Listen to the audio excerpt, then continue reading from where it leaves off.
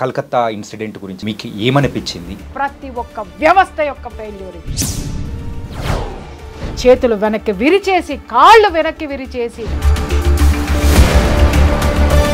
ఎందుకు ఆ అమ్మాయి అంత దారుణంగా చంపేశారు చెప్పమని చెప్పండి. ప్రశ్నించడం ఏమని ప్రశ్నించింది?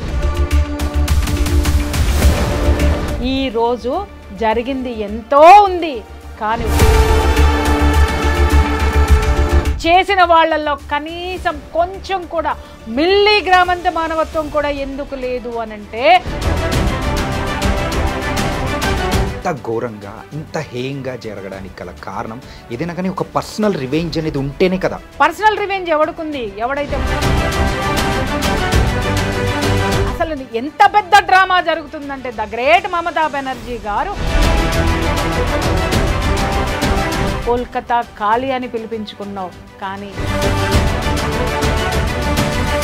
నిస్సిగ్గుగా ఆవిడ చర్యలు ఉన్నాయంటే ఒక ఆడదయ్యి ఉంది. Hi guys, welcome to I dream. నా పేరు చాణక్య. ప్రజెంట్ దేశంలో అట్టుడుగుతున్న టాపిక్ ఏదైనా ఉందంటే అది కలకత్తాలో జరిగిన ఒక దుర్ఘటన. అదేంటో కాదు, ఆర్జేకర్ మెడికల్ కాలేజ్లో ఒక మెడికో తనని కూడా అత్యాచారం చేసి హత్య చేసిన దుర్ఘటనతో ఇప్పుడైతే ప్రజెంట్ చాలా హీట్ ఆఫ్ ద మూమెంట్ ఉంది. మరి వీటి గురించి మరి ప్రియా చౌదరి గారు కూడా ఏమంటారో ఆవిడని అడిగి తెలుసుకుందాం. నమస్తే మ్యామ్. నమస్తే. Welcome to I dream media. Thank you. And issue గురించి ఎక్కువగా మాట్లాడకూడదు అని అనుకుంటున్న ప్రతి ఒక్కసారి కలకత్తా ఇన్సిడెంట్ గురించి అయితే దీని గురించి మాట్లాడాలి, ప్రజలకు మాత్రం ఖచ్చితంగా తెలిసి తీరాలనే ఉద్దేశంతోనే మిమ్మల్ని కూడా తీసుకొని వచ్చి ఇక్కడ కూర్చోబెట్టి ఈ ఇన్సిడెంట్ గురించి మాట్లాడించాలనుకుంటున్నాం మేడం. అసలు ఈ ఇన్సిడెంట్ విన్న తర్వాత అండ్ మీకు ఏమనిపించింది, దీని మీద మీ వ్యూస్ ఏంటో కూడా తెలియాలనుకుంటున్నాం. ఏమనిపించింది అనేది మీరు అడిగారు, చూసారా? ఎవరికైనా కానీ ఏమనిపిస్తుంది? ఒక దారుణము, ఒక ఘోరము చూసిన తర్వాత కడుపు రగులుతుంది. ఎవరి మీద కోపం రావాలి? ఎవరిని కోపం తెచ్చుకోవాలి? అసలు అమ్మాయికి జరిగిన ఇన్సిడెంట్ ఏంటి? అసలు ఏం జరిగింది?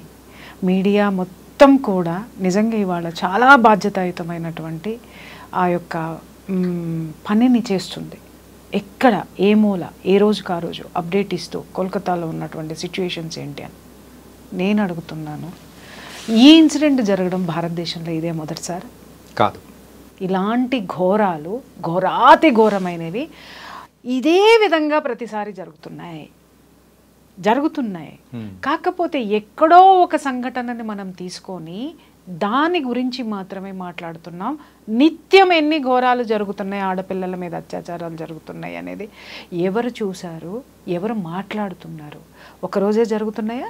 సంచలనం వచ్చినప్పుడు మాత్రమే మనం వెళ్తున్నామా? సంచలనాల వైపు మాత్రమే మనం నడుస్తున్నామా? అందుకే నేను చాలా రోజుల నుంచి ఈ విషయం మీద నేను మాట్లాడలేదు. బికాజ్ ఎందుకంటే ఒక సంఘటన జరగడం లేదు, ప్రతి గంటకి జరుగుతుంది భారతదేశంలో యువతుల మీద అత్యాచారం అనేది. ఈరోజు వయోభేదం లేదు, వావి వరుసలు లేవు. ఇంత నీచమైనటువంటి ఘోరమైనటువంటి అకృత్యాలు ఎందుకు జరుగుతున్నాయి అనేది ఏ హౌస్ వైఫ్ అయినా ఆలోచించిందా?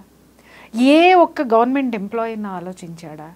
ఎక్కడ రిక్షా తొక్కుకునేటటువంటి కార్మికుడు ఆలోచించాడా? కర్షకుడు ఆలోచించాడా? శ్రామికుడు ఆలోచించాడా? ఎవరు ఆలోచించారు? ఆలోచించటం లేదు. మిస్టర్, ఆలోచిస్తే ఈ అత్యాచారాలు జరగవు. మీరు అనొచ్చు ఆలోచించినంత మాత్రాన అత్యాచారాలు ఎలా ఆగిపోతాయండి అని. ఒక్కసారి సంఘటనలోకి వెళ్ళండి. ఇవాళ అంత ఘోరమని ఎందుకు మాట్లాడుతున్నాం? ఆమె మీద జరిగినటువంటిది ఒకరా, ఇద్దరా, 10 మందా? అయ్యో ఇంకేం జరిగింది? క్రైమ్ థ్రిల్లర్ సస్పెన్స్ స్టోరీ చూసినట్టు రోజు ఇంకేమన్నా వస్తాయి. అరే నేను చెప్తున్నాను, మనం వినేటటువంటి ప్రతి ఒక్కళ్ళకి సిగ్గు శరం నాడి నరాన ఉండి ఉన్నట్టయితే కనుక సిగ్గుపడాలి. ప్రతి ఆడది సిగ్గుపడాలి, ప్రతి పేరెంటు సిగ్గుపడాలి, ప్రతి ఒక్క మనిషి అనేవాడు కూడా సిగ్గుపడాలి. ఎందుకు అనంటే ఒక ఆడపిల్ల మీద అంత అసలు చెప్పలేనటువంటి దారుణం అన్నమాట, దుర్మార్గం, అతి హేయమైనటువంటి చర్య జరిగింది అనంటే ఆ శరీరంలో ఉన్నటువంటి పార్ట్, కళ్ళలో నుంచి బ్లడ్, నోట్లో నుంచి బ్లడ్, అసలు నిజంగా చేతులు వెనక్కి విరిచేసి కాళ్ళు వెనక్కి విరిచేసి అని ఇన్ని మాట్లాడుకుంటున్నామే, కొన్ని గొంతుకలు వింటున్నాను మీడియాలో, అసలు ఇలా జరుగుతుంది అని. అరే ఆ గొంతుకల వెనక అరుపులొద్దు, ఆవేదనలోకి ఒక్కసారి తొంగి చూడండి. నేను మాట్లాడుతున్నాను అది ఆవేదనతోటే. నేను ఇన్ని రోజులు నోరెత్తలేదు. అంత పైశాచికంగా ఒక మనిషే చేశాడు. ఎవడా మనిషి? ఇవాళ మనం ఒకరోజు ఒక కానిస్టేబుల్ని బయటకు పట్టుకొని వచ్చారు, అదే వాడెవడు వాలంటరీ పోలీసింగ్ని పట్టుకొని వచ్చారు. ఆ తర్వాత 2 రోజులు గడిచిన తర్వాత ప్రిన్సిపల్ని అరెస్ట్ చేశారు. ఆ తర్వాత 2 రోజులు గడిచిన తర్వాత ఇంకెవరు వస్తారో అనే సస్పెన్స్ థ్రిల్లర్ కింద మనం చూస్తున్నాము తప్ప, నేను చెప్తున్నాను అంత క్రూరము నీచము చేసింది ఒక మనిషే కదా. 10 మంది చేయని, ఒక్కళ్ళు చేయని, ఎంతమంది అయినా సరే చేయని హ్యూమన్ బీయింగ్ చేశాడు అక్కడ. కానీ వాడిలో హ్యుమానిటీ లేదు, చచ్చింది. ఏ చర్యల వల్ల చచ్చింది, ఎందుకంత దారుణంగా చచ్చింది అనేది ఎవడెంతమంది ఆలోచించాడు అది నాకు చెప్పండి. ఎలా చేశారు అని మాట్లాడుతున్నారు. అలా చెయ్యడానికి వాళ్ళలో అంత రాక్షసత్వం రావడానికి ఏ కారణమో, ఎవడు కారణం అంటే నువ్వు, నేను, మీడియా, భారతదేశంలో ఉన్నటువంటి పరిపాలనా వ్యవస్థ, రక్షణ వ్యవస్థ, పోలీసు యంత్రాంగం, ప్రతి ఒక్క వ్యవస్థ యొక్క ఫెయిల్యూర్ ఇది. ఎక్కడి నుంచి వచ్చింది అంత రాక్షసత్వం ఒక మనిషిలో? ఎలా వచ్చింది? కనీసము మన తల్లి అయినా సరే, అతి దుర్మార్గుండి అయినా సరే, ఒక చెంప దెబ్బ కొట్టంగానే తల్లి మనసు కదా అమ్మో అని అనుకుంటుంది.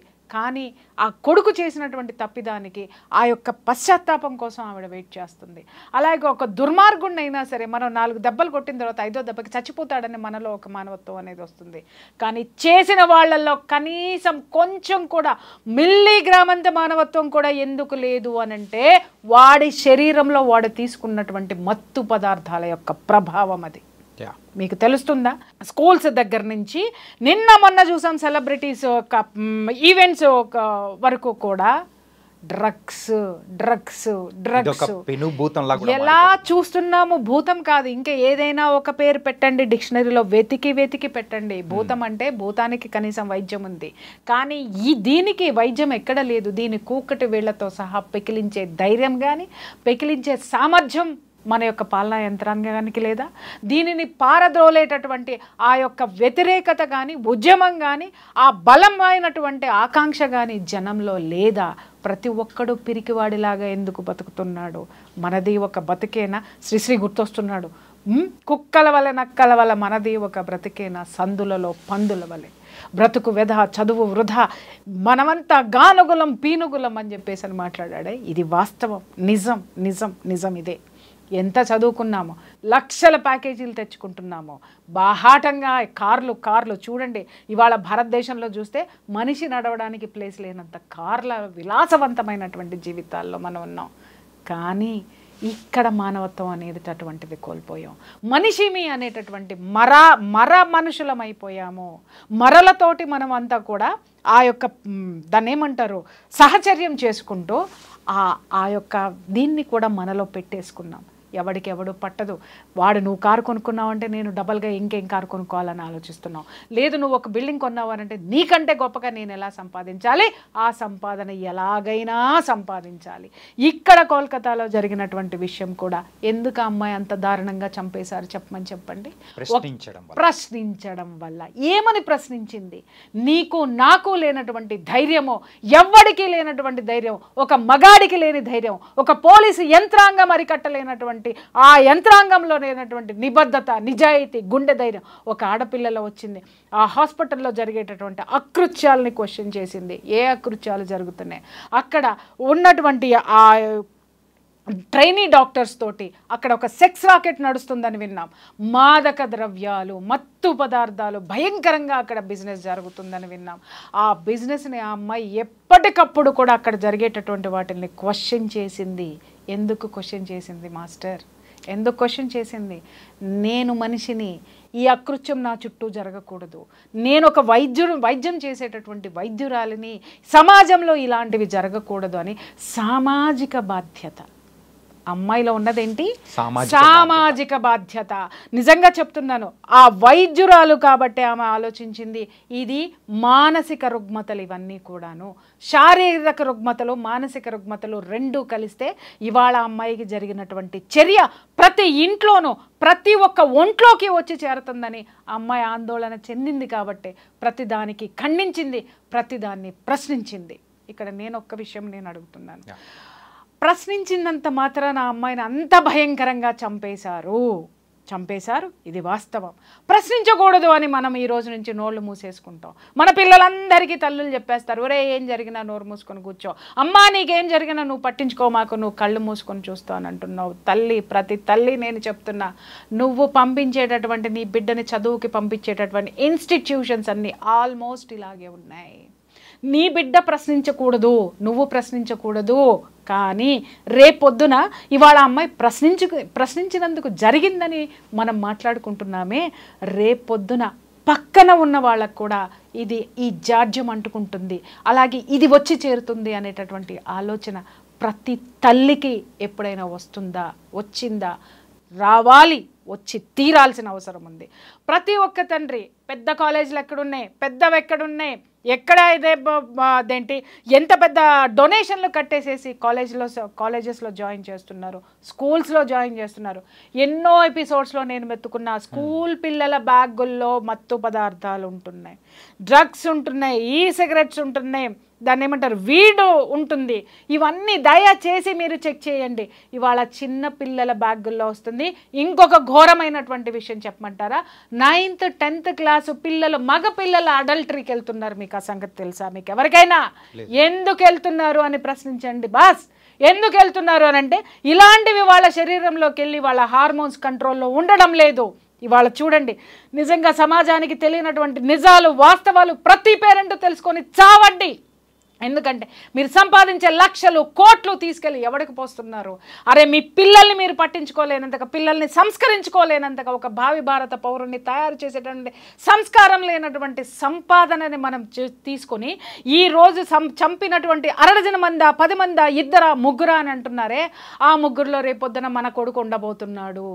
ఈ దౌర్జన్యానికి గురైనటువంటి ఆ ఆడపిల్ల ఎవరైతే ఉందో, ఆడపిల్లలో మన ఆడపిల్ల ఏమన్నా ఉంటుందేమో ఒక్కసారి ఆలోచించాల్సినటువంటి అవసరం ప్రతి గుండెకి ఉంది, ప్రతి తల్లిదండ్రులకి ఉంది. ప్రతి తల్లిదండ్రులు ఆలోచించి తీరాలి. ఈ రోజు ఉద్యమాలు ఉన్నాయా ఎక్కడైనా, ఏ రాష్ట్రంలోనైనా? ఉద్యమాలను జరగనివ్వట్లేదు. ఒకప్పుడు ఎందుకు జరిగాయి మిస్టర్, ఇప్పుడు ఎందుకు జరగనివ్వడం లేదు అనంటే ఎవడికి తీరిక లేదు ఉద్యమాలు చేసే తీరిక, ఎవడికి పక్కవాడి గురించి పట్టించుకునే తీరిక లేదు, ఎవడికి సమాజం గురించి ఆలోచించాల్సిన అవసరమే లేదు. ఎప్పుడు వీడికి ఒక గగ్గోలెత్తుతాడో తెలుసా? నా ఇంట్లోకి వచ్చినప్పుడు. ఈరోజు నా దగ్గరికి చాలా మంది ఫ్యామిలీ కౌన్సిలింగ్కి వస్తున్నారు. ఏమండి ఇంత జరుగుతున్నా మా బంధువులు పట్టించుకోవట్లేదండి. నువ్వు ఎప్పుడైనా పట్టించుకున్నావా నీ బంధువుల్ని?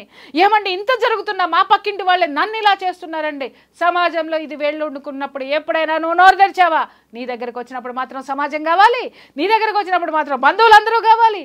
బట్ నువ్వు చేయాలనుకున్నప్పుడు సమాజం అక్కల, బంధువులు అక్కల, నీ నెక్లెస్ నీకు కావాలి, నీ కారు నీకు కావాలి, నీ విలాసాలు నీకు కావాలి, నీ స్వార్థం నీకు కావాలి, నీ కొడుకు మాత్రమే ఉండాలి, నీ కూతురు మాత్రమే ఉండాలి. సింపుల్గా చెప్పాలంటే సామాజిక బాధ్యతను మొత్తం కోల్పోయి కేవలం స్వార్థంతోనే ముందుకెళ్తున్నారు తప్ప మానవత్వం అనేది లేకుండా వెళ్ళిపోతున్నారు.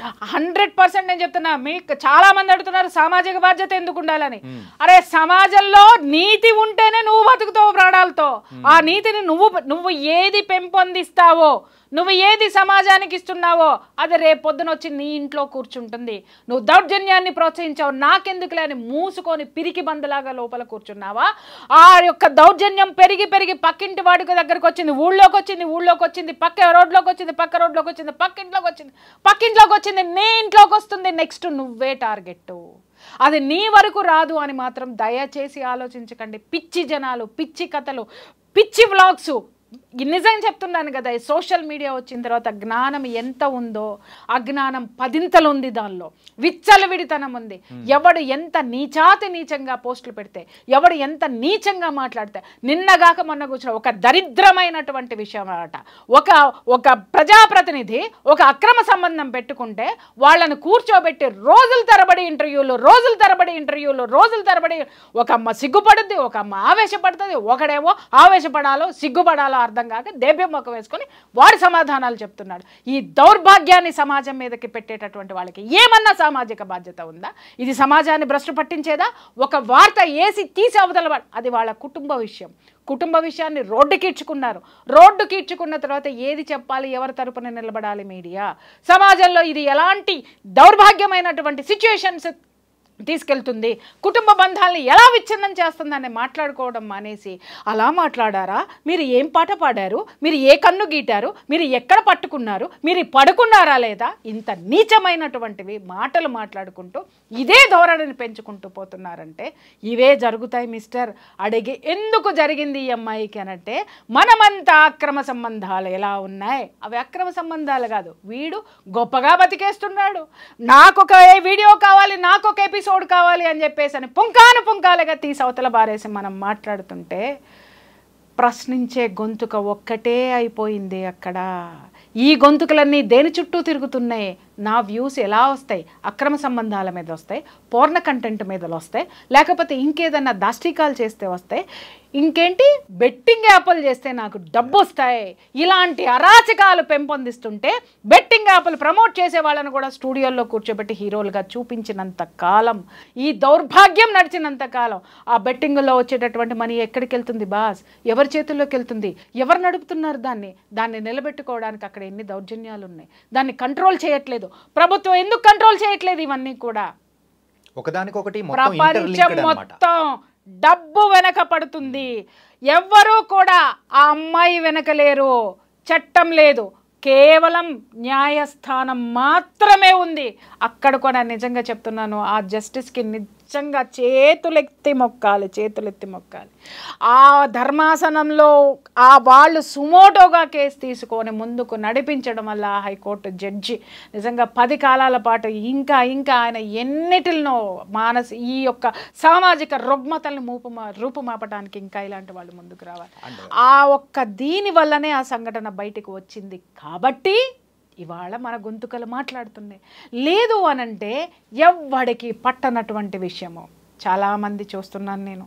ఇది చాలా ఘోరం, వాడికి ఎలాంటి శిక్ష పడుతుంది, ఏమవుతుంది, వాడు బయటికి రాడు, వాడు అలా చేస్తాడు. ఎందుకు అనంటే ఇక్కడ అమ్మాయికి అన్యాయం జరిగిందని మాత్రమే స్లోగన్ ఉంది కాబట్టి వాడికి శిక్ష పడుతుంది. ఎన్ని సంవత్సరాలు శిక్ష పడుతుంది, వాడికి బెయిలే రాకూడదు అని మాట్లాడుతున్నారు. అయ్యల్లారా అమ్మల్లారా, ఎంతమంది ఇలాంటి కేసులు వస్తే బెయిల్ ఇవ్వడానికి ముందుకొస్తున్నారు మీరు? నేను అడిగాను అనుకోండి, అది మా ప్రొఫెషన్ అంటారు, కాదని అనట్లా.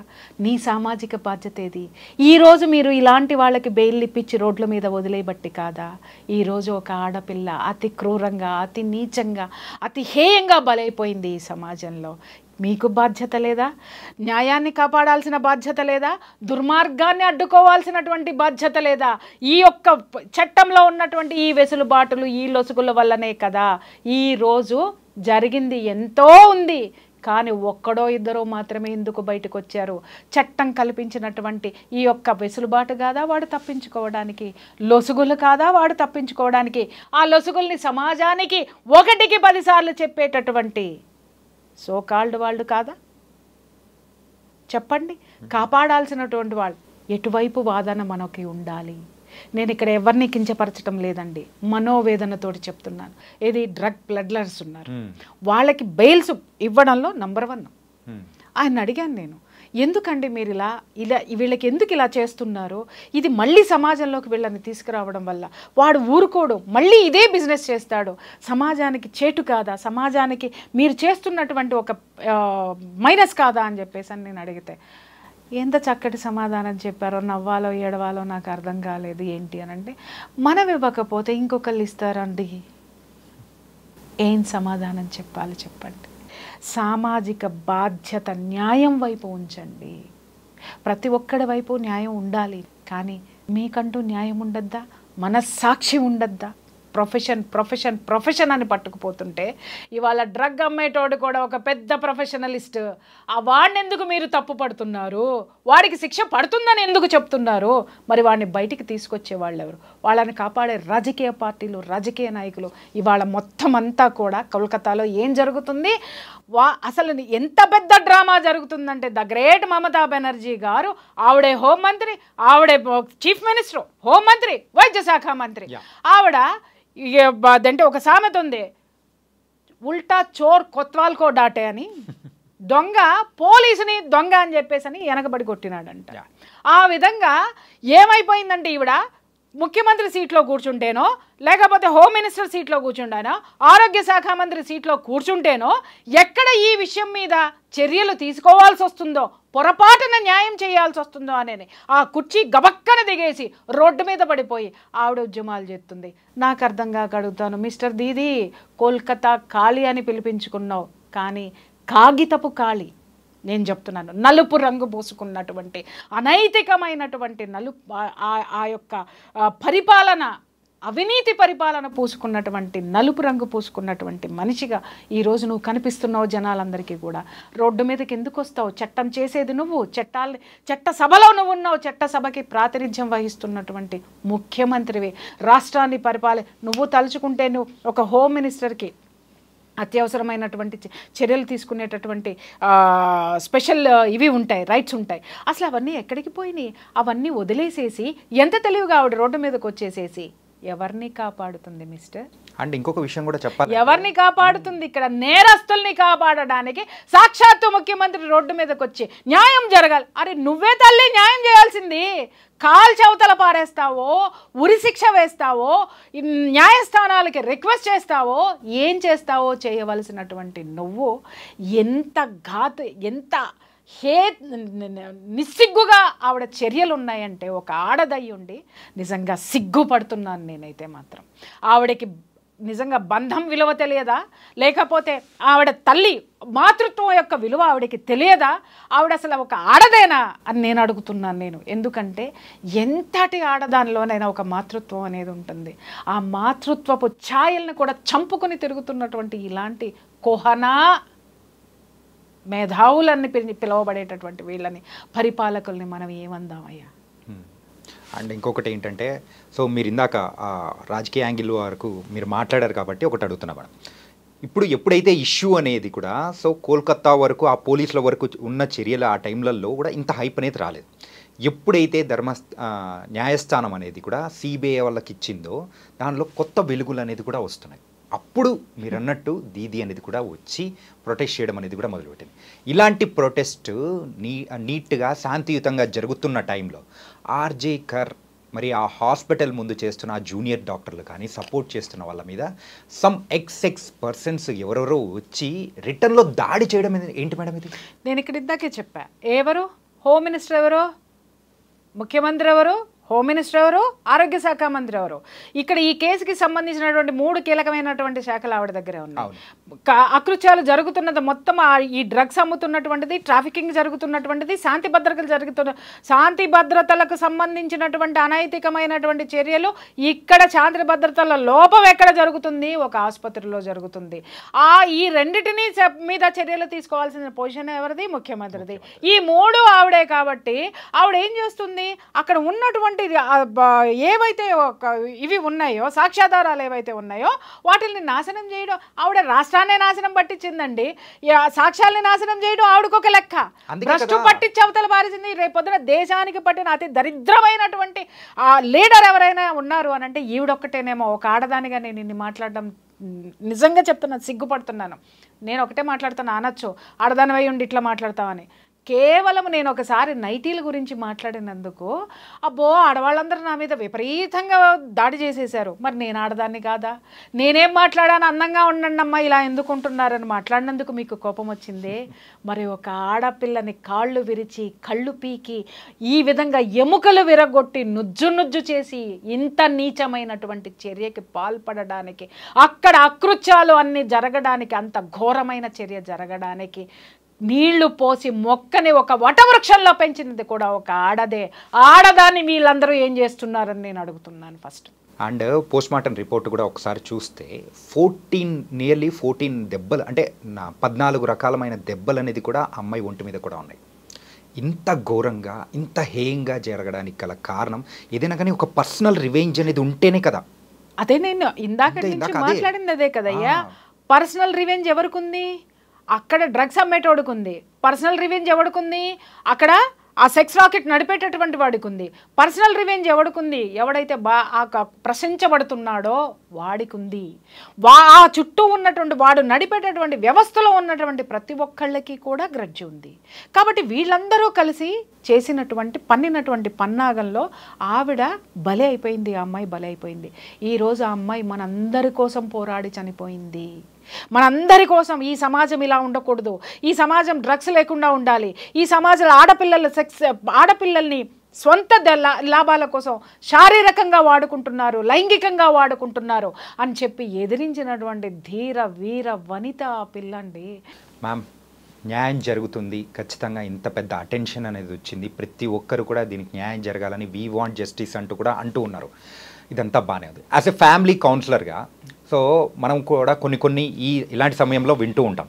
సో కూతుర్ని పెంచడమే కాదు, కొడుకును కూడా పెంచడం అనేది కూడా మీరు నేర్పించాలి అని చెప్పేసి అంటూ ఉన్నారు. ఇలా కొడుకును పెంచేటప్పుడు సో తర్వాత తరానికి తల్లిదండ్రులు ఎలాంటి జాగ్రత్తలు చెప్పి పెంచితే బాగుంటుందని మీరు అంటారు? మీరు చెప్పండి. దిక్కుమాలినటువంటి కళ్ళు మూసుకుపోయినటువంటి ప్రేమలు తీసి పక్కన పెట్టండి. ఫస్ట్ తల్లిదండ్రులకి నేను చెప్తున్నాను, ఏమన్నా చావండి, నన్ను తిట్టుకున్నా నాకు ఫరక్ పడదు. ఒక్కటి మాత్రం చెప్తున్నాను, ఎవడైనా అమ్మ నీ కొడుకు డ్రింక్ చేస్తున్నాడనో, నీ కొడుకు సిగరెట్లు కాలుస్తున్నాడనో, నీ కొడుకు అమ్మాయిలకి లైన్ వేస్తున్నాడనో, లేదా నీ కొడుకు ప్రవర్తన బాగాలేదు లైంగికంగా వేధిస్తున్నాడని ఏ కన్న తల్లికైనా ఎవత్తైనా తీసుకెళ్ళి ఒక చిన్న కంప్లైంట్ ఇవ్వండి. ఆ తల్లి ఎట్లా రియాక్ట్ అవుతుందో మీ అమ్మాయిని అదుపులో పెట్టుకోండి. మావాడు మగాడు సిగరెట్లు కాలుస్తాడు, మావాడు పలానా వాడు ఇది కాలుస్తాడు, మావాడు చేస్తాడు, ఇలాంటి మనస్తత్వం ఉన్న వాళ్ళని తంతే. అలాగే తల్లుల్ని నేను కించపరుస్తున్నానని అనుకోకండి. నేను అందరినీ అనట్లేదు, అందుట్లో నేను కూడా ఒక తల్లిని నేను మాట్లాడుతున్నాను కదా. నా ఆవేశానికి చాలా కారణాలు ఉన్నాయి. నా ఆవేశానికి చాలా న్యాయబద్ధమైనటువంటి ఆవేదన ఉంది దాని వెనక. తండ్రులు ఉన్నారు, వాడు ఒక్కొక్కడు చెప్తున్న మదమెక్కిన తండ్రులు ఎంతమంది ఉన్నారంటే, కొడుకు తిరగడానికి డబ్బులు ఇస్తాడు, కొడుకు డ్రగ్స్కు బానిస అవుతున్నాడన్నా కూడా వాడిని తీసుకెళ్ళి 4 రోజులు రీహాబిటేషన్లో పెడతాడు, మళ్ళీ డబ్బిచ్చి మళ్ళీ పంపిస్తాడు. కొడుకు ఎక్కడ జాయిన్ చేస్తున్నాడు కొడుకుని, ఎక్కడైతే డ్రగ్స్ అమ్మబడునో, ఎక్కడైతే కండోమ్స్ బ్యాగుల్లో వేసుకుని తిరిగేటటువంటి స్కూల్స్లో విచ్చలవిడితనమైనటువంటి లైంగికపరమైనటువంటి ఆ యొక్క అలవాట్లు ఏవైతే ఉంటాయో, ఆ విశృంఖలత్వం ఎక్కడైతే ఉంటుందో ఆ స్కూల్లోనే చదవబడును, అక్కడే జాయిన్ చేస్తారు. ఈ మధ్యకాలంలో కూడా మనం ఒక 2 సంవత్సరాల పిల్ల మీద 2 నెలల తరబడి ఒక డ్రైవర్ లైంగికంగా అత్యాచారం చేస్తే ఆ తల్లిదండ్రులు ధైర్యం చేసి వచ్చి సమాజంలో చెబితే మిగిలిన పేరెంట్స్ ఏమన్నారు, ఆ స్కూల్ని మూసేయమని చెప్పి గవర్నమెంట్ ఆర్డర్స్ ఇస్తే మిగిలినటువంటి దౌర్భాగ్యపు దగులుబాజీ పేరెంట్స్ కొంతమంది ఏం మాట్లాడారో తెలిసినా, అయ్యో ఎవరో ఒకరికి జరిగితే ఆ స్కూల్ ఎందుకు మూసేస్తారండి, మా పిల్లలు ఎక్కడికి వెళ్ళాలండి. ముండమోపుల్లారా, ఇలాంటి అకృత్యము జరుపుతున్నది ఎవరు? ఆ ప్రిన్సిపల్ మాత్రమే కాదు, ఇలాంటి ప్రిన్సిపల్స్ క్యారెక్టర్స్ తెలిసినా కూడా ఆ విద్యా వ్యవస్థని వ్యాపార పరంగా నడిపేటటువంటి ఆ యొక్క యాజమాన్యాలు సైతం కూడా దీనికి కారణమే. ఆ విద్యాలయాల్లో వేళ్ళూనుకుపోయినటువంటి ఈ యొక్క సంస్కృతిని దూరంగా మీ పిల్లల్ని పెంచడం చేతకాని దద్దమ్మల్లారా, ఇలాంటి దద్దమ్మల వల్లనే ఇలాంటి మగపిల్లలు పుడుతున్నారు, ఇలాంటి అకృత్యాలకు పాల్పడుతున్నారు, ఇలాంటి చెడు అలవాట్లకి బానిసలవుతున్నా కూడా నోరు తెరవలేని చేతగాని దద్దమ్మలైనటువంటి పేరెంట్స్ ఉన్నాం ఇక్కడ. అందుకోసమే ఇక్కడ ఈ ప్రపంచంలో ఈ సమాజంలో మనం ఇవాళ ఎదుర్కొంటున్నాం. కుటుంబాన్ని వదిలేసాం, మనమంతా సమాజాన్ని వదిలేసాం, బంధువులను వదిలేసాం, డబ్బు డబ్బు డబ్బు అని పట్టుకుని తిరిగే నిమిషం కూడా మనశ్శాంతి లేకుండా బ్రతికే అతి గొప్ప జీవితాలు, ఈ దరిద్రమైన జీవితాలు ఎవరయ్యా ఉన్నాయంటే ఈరోజు మన జీవితాలే ఉన్నాయనడంలో ఎలాంటి సందేహం లేదు. అంటే మీరు ఇంత కలకత్తా కాలిలాగా మాట్లాడడానికి సో ఇంత ఎమోషనల్గా కనెక్ట్ అయిపోయారని కూడా నాకు అనిపిస్తుంది ఈ ఇన్సిడెంట్ మీద. నేను కలకత్తా కాలినైతే ఈ ఇన్సిడెంట్లు ఇలా జరగవయ్యా. నిజం చెప్తున్నాను కదా, ఆవిడ ఇంకా కదలటం లేదండి అని నా ఆవేదన లోపల నుంచి. రోజు అదే అనుకుంటూ ఉంటాను అనమాట. ఏ కాళికాదేవి, ఏ అమ్మవారు ఆ త్రిశూలం పట్టుకుని అట్టాకే కూర్చుంటుందా? అది పట్టుకొని బయటికి రాదా? ఆడపిల్లలు జరుగుతుంటే పొడిచేదా అని అనిపిస్తుంది. ఒక్కొక్కసారి అనిపిస్తుంది అదే నేను తీసుకొని పోయి పొడిచేద్దామని కూడా అనిపిస్తుంది. కానీ పొడిచిన తర్వాత నా మీద ఎపిసోడ్లు చేస్తారు. అంటే పొడిపించుకున్నాడు ఎంత దుర్మార్గుడో చెయ్యరు. ఎంత హత్య చేసినటువంటి ప్రియా చౌదరి ఏదో అంటారు చూసావా, అప్పుడు విక్టిమ్ నేనైతా. ఈ సమాజం మారాలి అని అంటే నేనొక్కదాన్నే త్రిశూలం పట్టుకుంటే సరిపోదు నాయనా. నేనొక్కదాన్నే కలకత్తా కాళి అని అనిపించుకోవడం కాదు. కలకత్తా కాళి ప్రతి తల్లిలోనూ ఉంది, ప్రతి తండ్రిలోనూ ఉన్నాడు, ప్రతి బాబాయిలోనూ ఉన్నాడు, ప్రతి తాతలోనూ ఉన్నాడు, ప్రతి అమ్మమ్మలోనూ ఉంది. ఆ కాళికా స్వరూపాన్ని బయటికి తీయండి. కాళికాదేవి ఎందుకు ఉద్భవించిందయ్యా? ఒక దుర్మార్గుడి రక్తపు బొట్టు కింద కూడా పడనివ్వనని పుట్టింది ఆవిడ. కానీ అదే కాళికాదేవి ఉన్న చోట ఆ పిల్ల రక్తపు అడుగులో పడి ఉంది అనంటే ఆ స్థితిని గతిని అనుభవిస్తున్నటువంటి మనము ఎంత చేతగాని వాళ్ళమయ్యా మనం. కాళికాదేవి ఉద్భవించింది అనంటే ఆవిడ నేర్పింది, అరే ఇలా ఉండండి రా సమాజంలో అని. ఎందుకు చదువుకోవాలి? ఎందుకు మొక్కుతున్నాం పొద్దున్నే వెళ్ళిన తర్వాత ఆమెకి? ప్రతి దేవతకి ఎందుకు మొక్కుతున్నావు? ప్రతి దేవుడికి ఎందుకు దేవుడా నా కొడుకు వాళ్ళ డ్రగ్స్ డ్రగ్స్ తీసుకొని వచ్చినా నన్ను కొట్టకుండా చూడని మొక్కుకుంటున్నామా? దేవుడా మా అమ్మాయి బయటికి వెళ్ళింది, ఏ బాయ్ ఫ్రెండ్ని తీసుకురాకుండా ఉండండి మొక్కుకుంటున్నామా? దేవుడా నా మొగుడు బయటికి వెళ్ళాడు, దేన్ని తెస్తాడో దాంతో కాకుండా నాతోటి ఉండమని మొక్కుకుంటున్నామా? లేదా దేవుడా నేను మాత్రమే బాగుండాలి, నా కుటుంబం బాగుండాలి, నా కొడుకు ఏం చేసినా, నా కూతురు ఎంత విచ్చలవిడితనంగా తిరిగినా, నేను ఏ దౌర్భాగ్యాలు చేసినా నన్ను ఎవడు పట్టుకోవద్దు, నా కుటుంబం జోలికి ఎవడు రావద్దు, నేను మాత్రమే రాజులాగా ఉండాలని వీడు కోరుకుంటున్నాడా? ఎలాంటి కోరికలతోటి మనం అడుగుతున్నాము? అందుకే దేవతకు కూడా విరక్తి పుట్టిందయ్యా. ఎవడి మీదకి వదిలేసిందంటే ఇవాళ సమాజంలో ఉన్న మన మీదకి వదిలేసింది బాధ్యత కలకత్తా కాళి. ఆ కలకత్తా జనమే తేల్చుకుంటారు. ఇప్పటికీ కూడా నేను ఎప్పుడో ఒక మాట మాట్లాడుతూ ఉంటాను, ప్రకృతి అనేది మాత్రం ఏ రోజుకైనా విశ్వానికి ఛాలెంజ్లు విసరకు బ్రదర్. తిరిగి అది ఛాలెంజ్ విసిరితే తట్టుకోలేవు. కొన్ని వందల సార్లు చెప్పినా నేను ఈ మాట. ఈరోజు ద గ్రేట్ దిక్కుమాలిన కాగితపు దీది, కాలారంగు దీది అనుభవిస్తుంది విశ్వం విసిరిన సవాల్ని. ఏ యాంగిల్ నుంచి ఎటు వచ్చినా కానీ సో దానికి వెనకల అంటే ఎవరుంటారు ఏంటి అనేది కూడా మీరు చాలా నీట్గా కూడా ఎక్స్ప్లెయిన్ చేసి చెప్పారు. So thank you so much Priya Chaudhary గారు. Thank you. సో గైస్, ప్రతి ఒక్కరు కూడా మరి ఈ ఇన్సిడెంట్ గురించి తలుచుకున్నారంటే ఖచ్చితంగా గుండె తడి, ఖచ్చితంగా కంట్లో నుంచి నీరు వచ్చేది కూడా ఖచ్చితంగా ఉండే ఉంటుంది. అయ్యో అనుకున్న క్షణాలు కూడా మనకు ఉండే ఉంటాయి. కాబట్టి ఇలాంటివి మన ఇంటి వరకు కూడా రాకూడదు అని అనుకుంటే మనం కూడా సామాజిక బాధ్యతతో ఏదైనా కానీ తప్పులు జరుగుతున్నాయంటే ప్రశ్నించే అవకాశం అనేది కూడా మీరు తీసుకొని దాన్ని ప్రశ్నించారంటే మనం ముందుకి జాగ్రత్తగా వెళ్ళొచ్చు. భవిష్యత్ తరాలని కూడా మనం హ్యాపీగా ఉంచవచ్చు. ఇది ఇవాల్టి ఇంటర్వ్యూ. మరో ఇంటర్వ్యూతో మళ్ళీ కలుద్దాం. అంతవరకు take care. This is your Chanakya. See you.